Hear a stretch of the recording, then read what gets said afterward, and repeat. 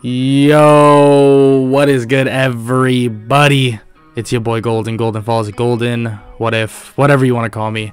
And I am back with what if Deku had an infinite potential quirk. And it's part 3. It's part 3. And I've been getting a lot of comments, well, not a lot, but like a decent amount, where like people say like, oh, why do you always do this? Why do you always do that? The main one was like, why do I always make him turn sides? Which kind of doesn't make sense to me when I see comments like that. But at the end of the day, I'm just gonna do whatever I feel like doing to make the story better. But or like I've gotten before, why do I always make him die? I think I've done that in 3 what ifs. Do I know how many what ifs I have on this channel? No, I have a lot, but definitely don't always do that. But yeah, as most of y'all know, the people that watch me consistently, I kind of do things just to keep you on your toes. I mean, you never know when he'll actually, you know, kick the bucket and die. That's like the whole point. I want to keep that relevant, and I don't want everything to stay the same always, right? But yeah, I just wanted to bring that up because I like changing up the story every here and now, right? Okay, enough of that. I hope y'all enjoy this. I hope y'all enjoy part 3 of this what if. And if you do, make sure to hit that like, sub, and comment down below any suggestions about this what if or any future what ifs. And yeah, let's just get right into the what if. Let's get it. Izuku Shadow steps back to the League of Villains base, and Shigaraki is waiting for him. Great job, kid. Amazing work. Thank you, Shigaraki. Is there anything else you would like me to do? No, go rest for now. Izuku heads in his room and lays down, remembering the odd headache that he had when that old man approached him. Izuku sleeps, but when he does, he appears in a dark area. He begins looking around until multiple shadows appear. What are you doing, Izuku Midoriya? What? Who the hell are you? The boy with immense potential.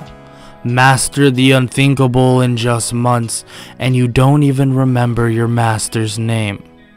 Izuku gets down on one knee and feels this insane pressure. For centuries, my boy, this weapon either brought peace or destruction. But your master truly believed that you could bring peace forever.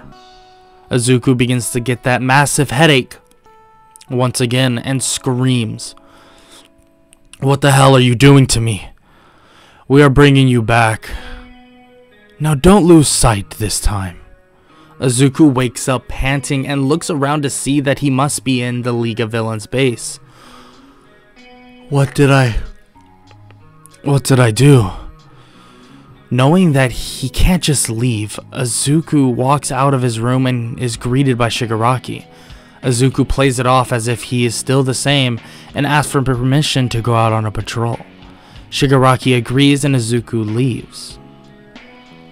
What he didn't know though is he's been out for days. This was a side effect to using multiple quirks on top of using his weapon. Izuku then approaches a dojo and enters to see Saber teaching other students. He tells the kids to take 5 and he approaches Izuku. So which one are you? The one who wants to burn Hero Society to the ground, or the one who mastered that weapon you're carrying? Izuku begins to cry and Saber hugs him. Welcome back, my boy. It's time to make everything right. Saber and Izuku then head to UA, making sure to not be seen. When they arrive, alarms begin to blare, and Aizawa, All Might, and many others confront them. They are shocked to see Izuku standing there. What the hell happened to you when they took you, kid? They messed with my memories. I still don't remember very much. I only remember faces. And well, I remember Saber, and that's about it. All of them are shocked to think that the League was able to do something on this scale, and that Izuku was that strong. Most of the pro heroes still say that Izuku needs to be restrained, and Aizawa is about to argue, but Izuku agrees as well. No need for unwanted risks. That's fine by me. They put quirk canceling cuffs on him, and Aizawa says that he will take him to the dorms and have checkups with him, and have multiple students take shifts keeping an eye on him. The heroes and teachers agree, and Aizawa walks him back to the dorms. You know, kid, this isn't actually you. I'm gonna have to do what I have to do. I understand, Sensei, but it is actually me. Aizawa nods, and they walk into the dorms where 1A is hanging out in the common area. The class looks shocked to see Izuku, and Bakugo runs over. Are you really Izuku? Yeah, sorry about that. Bakugo punches him in the gut really hard and sits back down. Okay, yeah, I deserve that. Well, problem child,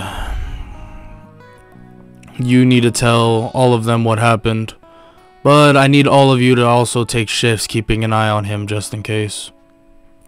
The class watches as Aizawa leaves, but then questions what happens if Izuku is lying. Well, then these cuffs will stop me. They look at his cuffs and realize, yeah, that makes sense. Shut up, you damn extras. I can tell it's Izuku. Now he's all happy and the other one was all edgy. Izuku laughs at the remark, and the class asks him how that even happened.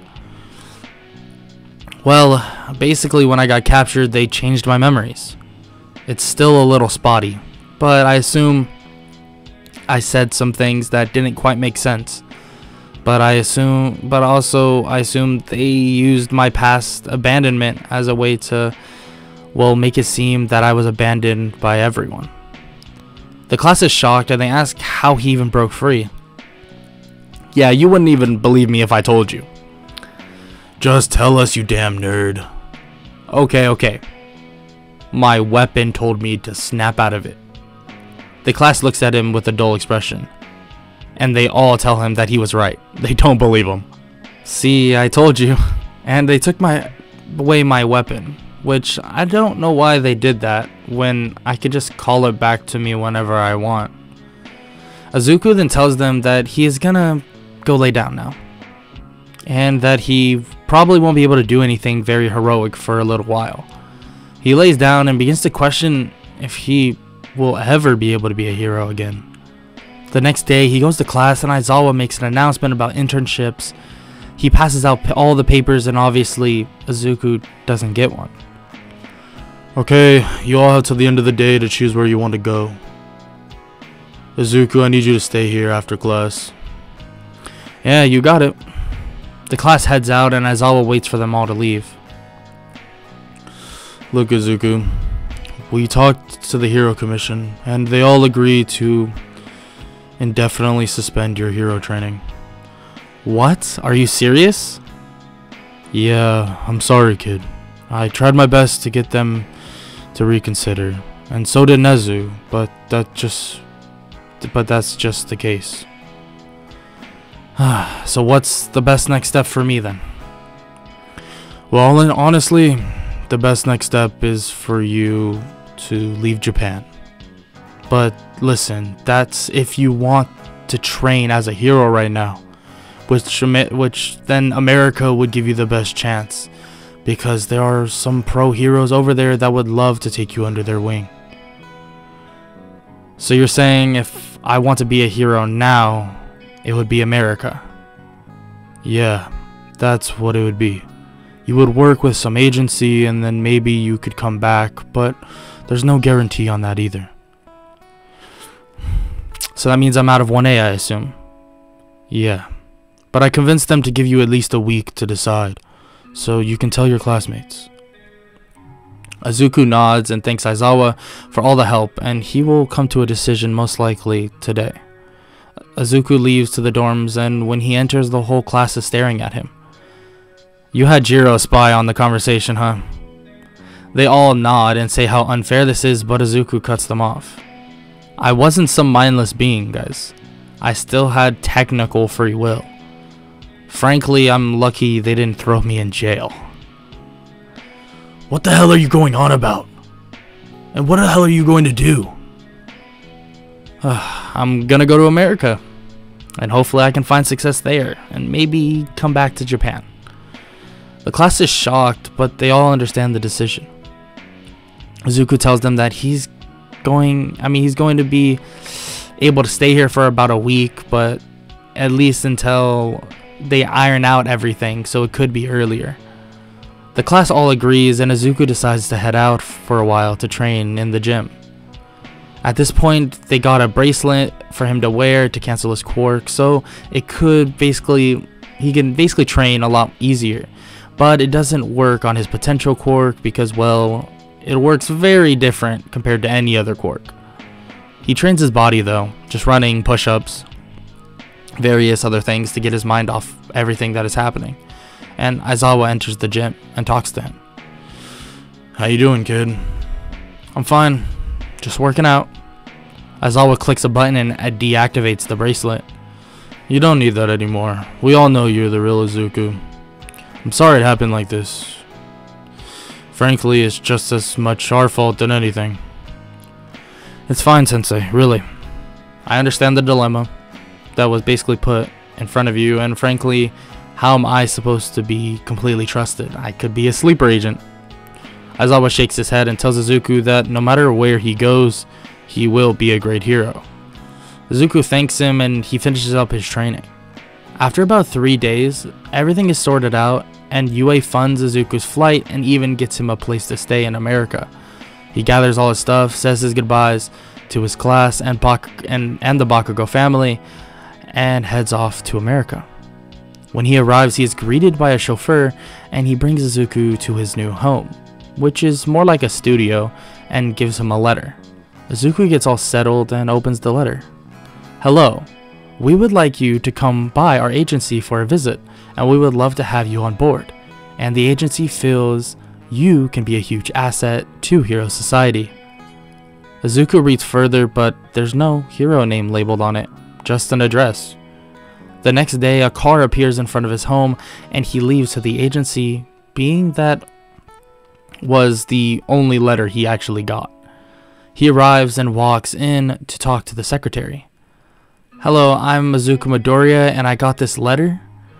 The secretary cuts Izuku off and tells him to go right ahead. He enters a room, but there's nobody even there. He starts looking around, but he decides just to sit down and wait. Where is this person? Who is this person? Wait, was I set up? Am I gonna get kidnapped again? Izuku kind of chuckles to himself, and finally someone enters the room. No way. Now this is not what I was expecting. A man with a black crime-fighting suit as well as a blindfold over his eyes comes in. Good to know that you are here, Izuku Midoriya. Well, you may know me. Izuku cuts him off. As the Daredevil. Yes, I do know you. But why choose a possible defective teenager as someone to join your agency? Call me Matt. That's fine. And also, you aren't defective. You have insane potential, Izuku Midoriya. And sometimes the world just isn't fair to people who truly deserve to have good fortune. Izuku smiles. So what do you say, kid? You in? Of course I'm in. I think it's time to rewrite my wrongs. And that is a wrap for part 3 of What If Deku Had an Infinite Potential quirk. I mean, I hope y'all enjoy the little Daredevil reference. I mean, it's not really a reference at this point. He's straight up in the My Hero Academia universe. That's where I put him. As most of y'all know, America in terms of heroes is kind of unknown. Like, by kind I mean very unknown. So this next part that y'all are gonna see is most likely gonna be a whole different arc.